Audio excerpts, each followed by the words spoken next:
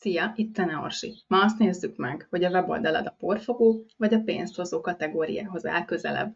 Akkor is, ha van saját weboldalad, akkor is, ha éppen csak készíted, vagy gondolkodsz rajta, hogy készítesz majd, akkor is érdemes ezt végig gondolnod, hogy vajon melyik kategóriához fog közelebb állni az, amit tervezel, vagy most hol tart az, amit már van. Egy részletes tesztet egyébként ezzel kapcsolatban le tudsz tölteni a videó alatt, de most egy pontot kiemelnék ebből, mert úgy látom, hogy általában ez a legnagyobb hiba és a legnagyobb probléma, ami meggátolja azt, hogy a porfogótól a pénzhozóig eljuss. Ez pedig az a nagyon egyszerű és triviális pont, ami hiányzik a weboldalak többségéből, hogy egyszerűen nem képes rá a weboldalad, hogy pénzt hozzon neked. Mert egyszerűen nincs benne olyan funkció, hogy valaki vásárolhasson tőled. Ez a legnagyobb hiba, és mindenkinél ezt látom, tehát hogy bármerre megyek, ha valaki nem kifejezetten webshopot üzemeltet, hanem szolgáltatóként van egy weboldala, akkor szinte alig látok lehetőséget arra, hogy én azon a weboldalon keresztül valamit meg tudjak vásárolni az adott szolgáltatótól. Nagyon kevés, ahol ez meg van valósítva, és még ott is sokszor lehet rajta javítani. Vannak egész jó profi megoldások, de nagyon-nagyon elenyésző mennyiségben.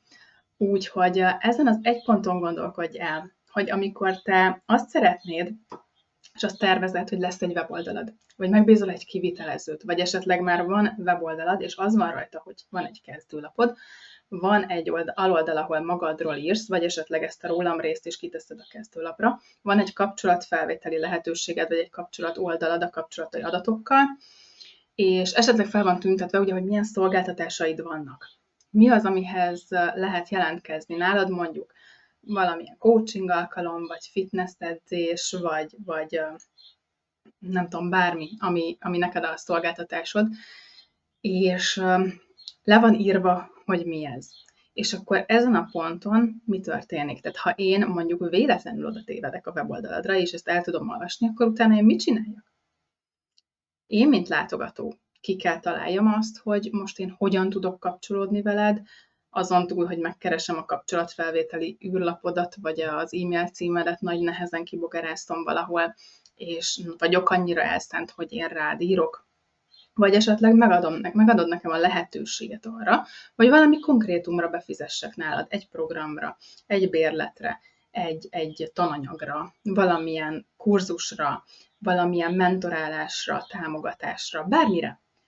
Tehát egyszerűvé teszed az én életemet, és megadod a lehetőséget arra, hogy pénzt keres a weboldalad által én tőlem, mint látogatótól, vagy ez a pont nincs kialakítva, nem is tervezted eddig esetleg, hogy kialakítsd, és akkor nagyon-nagyon sok pénzt hagysz az asztalon. Tehát én általában ezt a porfogó weboldal kifejezést, ezt így én találtam ki, én azokat a weboldalakat hívom így, amik tulajdonképpen funkció nélkül léteznek. Tehát a legtöbb weboldal, ami úgy készül, hogy úgy megy oda a megbízó a webeshez, hogy csak egy egyszerű weboldalt szeretnék, az általában a porfogó kategóriába vezet. Tehát ezek a legyen néhány aloldalam, és ennyi slusz, ezek általában ott kötnek ki, hogy semmire se jó a végén az a weboldal, tehát igen, meg tudom nézni, hogy ki vagy te, és ennyi.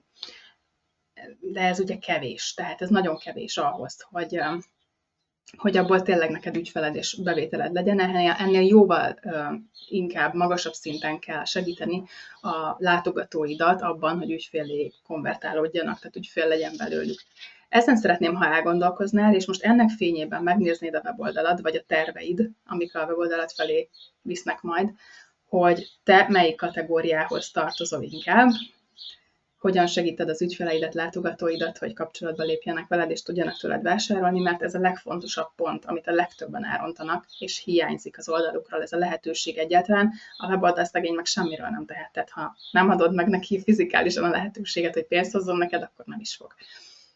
Ezen gondolkodjál ma, kérlek, legyen szép napod, szia!